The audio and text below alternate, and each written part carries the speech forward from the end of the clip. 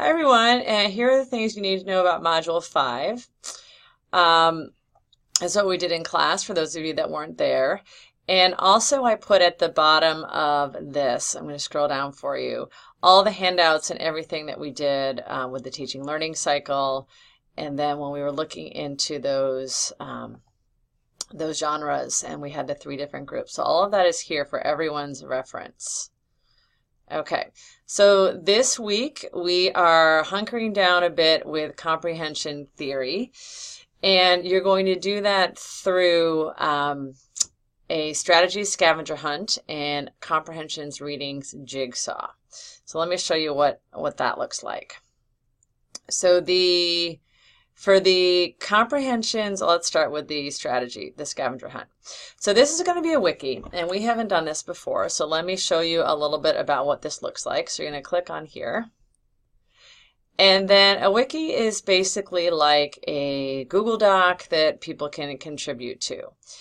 And it's designed so that a whole bunch of people can collaborate on a task, and everyone gets to see what everyone's done. So it's like a jigsaw. Okay, so basically what you're going to do is there's different areas of comprehension that I've highlighted. There's literal, inferential, engagement of schema, and self-monitoring. Under each of these is a description, and the definitions are pretty finely tuned, so make sure you read them carefully. And if you have a different idea of what these are, focus on the actual idea that's here. And there's a reason for this that I'll share with you later.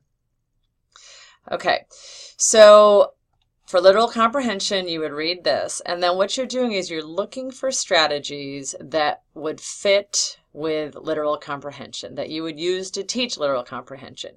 Your resources are your RTI book and your Tatum's readings, and other things that you have in your workplace or that you know. So you would list the strategy, name of strategy here, a brief description if it's not in our books. If it is in our books, just put like Tatum, page 26, and that's all we need. If it's something that that not everyone knows, then do just kind of a brief description. So the directions are to, and they're up here. So this is the logistics. So everyone's working on this wiki. Each person should do 2 or 3 slots. So just start filling in where you think needs to be filled in, depending on when you get to it. In order to actually edit, you click on Edit Wiki Content here, and then you can edit. Don't forget at the end to submit right here. From what I understand, only one person can work on the wiki at a time, so if something seems glitchy, then that's probably what's going on. Okay, so now let's go back to the module again.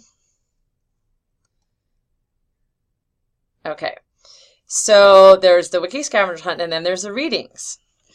As I said in class, there's a lot of readings here. I suggested they're all good, but I only want you to read what is interesting to you and what you think you're really going to benefit from. So you can skim through, you can choose by the titles. I purposely didn't go in a whole lot of detail on what these are because I actually want you to kind of look through them a little bit. Choose something to read, and then click on, after you read it, then go to the comprehensions readings jigsaw. Looks just like the other one. So what I have is for each of the readings, I have a little table.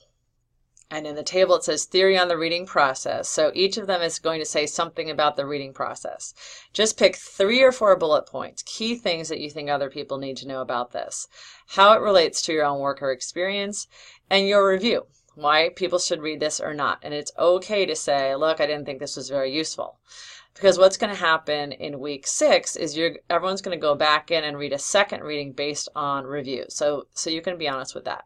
And I also pointed out that it's okay if not everything gets read. It's not that kind of jigsaw where everything has to be filled in. If everyone wants to read McLaughlin, you can add other rows to this and everyone can read that. It's totally up to you. Read something that you think is going to help you out with what you're working on. Okay.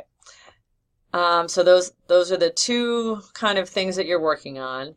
And then you're also continuing to work on your field, work on your reading teacher blog. And I know that it's Thanksgiving, and so people are going to have different amounts of success in actually getting to these projects. And again, as I said in class last night, where we're going now is for you to choose a focus. So some people might choose to continue working on assessment. Some people might choose to start trying out some curriculum.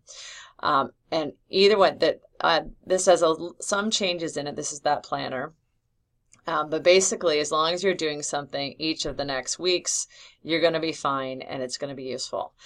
The new thing that I mentioned in class was that in your groups, the elementary, middle, and secondary, you're going to really start getting to know what everyone else is doing. So in people's blogs, you're going to start commenting, asking questions, and you're going to respond to them. So looking at the calendar, we have the readings, and this is, again, sometime this week. We have the field work. I do want to make sure that everyone does have an if-then chart. So if you haven't done that, go ahead and do that. You can always add to it. And then here it says choose an activity from Module 5 choices. You can also choose to continue working on assessments. Here is your wiki. For the strategy scavenger hunt, here is the readings on comprehension. I put this here because you actually do need to do the reading first, but again, it doesn't matter when this takes place.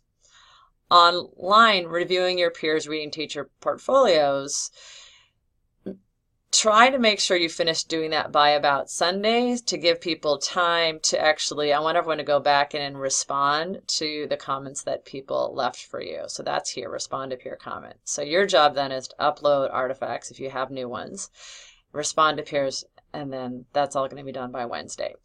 I realize that Thursday is Thanksgiving. I'm going to try to get week 6 up a little bit early so you can start working on it during that week if you have time off.